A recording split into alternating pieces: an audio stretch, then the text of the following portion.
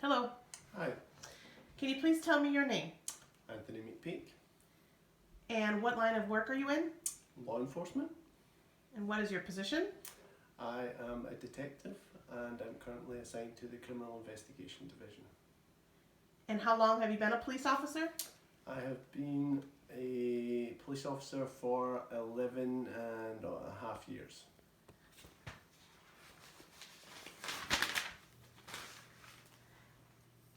Was there ever any training for you as a police officer in regards to ethics? Yes, as part of the police academy, the academy lasts approximately 6.5 months.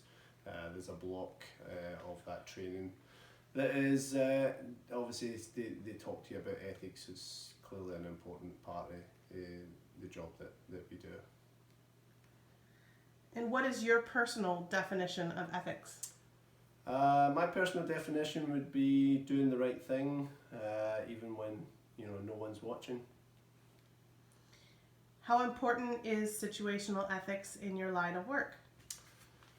I think in law enforcement it's incredibly important. I think in this day and age most people will agree that the scrutiny of obviously police officers and how they do their job is at its highest point.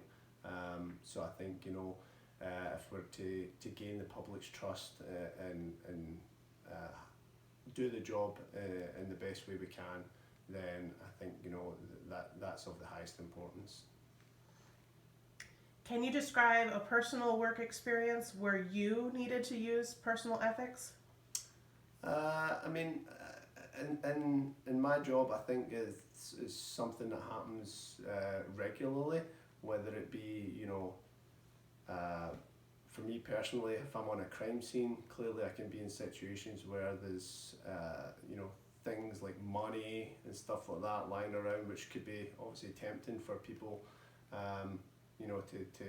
to get involved in the wrong decisions and stuff. So I think that's something in law enforcement that you will get get in situations where you've got to be mindful your decision making and not getting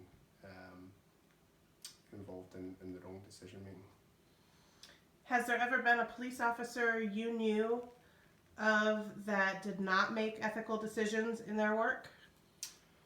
Yes, actually, when I was a patrol officer, there was an officer who was a colleague of mine who had been transferred to the drug enforcement unit, which in that line of work obviously do a lot of undercover work. And she actually was involved in a situation where they were working on a case that involved them observing a suspect involved in drug activity. She had actually been watching the people involved in that activity. She left the scene to return to the police department in order to pick something up or do something, while another officer continued to observe them. The individuals ended up being arrested and they were charged for the drug violations, and they were charged by the officer that had actually left the scene, watching them. And when she charged them, she did not make any statements about being away from there, and actually when she wrote the charges, made it seem like she'd been there the whole time, when that in fact obviously wasn't the case.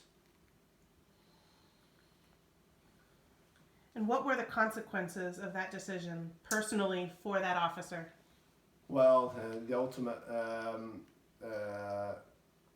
consequence was that she ended up losing a job, because basically by charging the people involved and saying that she had observed everything and was actually not true. So she ultimately ended up losing her job because she'd been untruthful. What other consequences occurred due to this unethical action by this particular officer? I think that's actually obviously a really important part of situations like this is unfortunate because when it was discovered that she had made a statement that wasn't correct, that actually meant that all the drug cases that she had been involved in, even ones that had actually already been prosecuted, were actually taken back, and all the other charges for individuals that were pending were actually had to be dropped because the cases were tainted basically because she was involved in them and she had lost her credibility. So I think it was something in the region of maybe 100 cases were actually lost because of what happened with her. Is there another example that you can think of where situational ethics was not handled properly? I know of other situations, not specifically with our department, but I know that there are regular situations, and there was one here in Westminster where I live, which involved an officer who was suspected of actually being involved in planting drugs on potential suspects, and that led to an internal investigation, which did actually, I guess, was substantiated, and again, similar to the other case I spoke about, he lost his job, and then again cases had to be dropped because of the unethical decisions that person had made. So it's definitely something that it's when stuff like that happens, it is big news, and obviously it gets reported, and it's disappointing because then it leaves a harder job for the police officers that are obviously still doing the job and doing the job 100% honestly, and it just makes it more difficult for those individuals. How should police officers who don't follow an acceptable ethical code of conduct be dealt with? Well, as I said, I don't think there's any question. That if in law enforcement, if you can't be trusted to make proper decisions and be in situations and do the right thing, then ultimately you don't belong in that.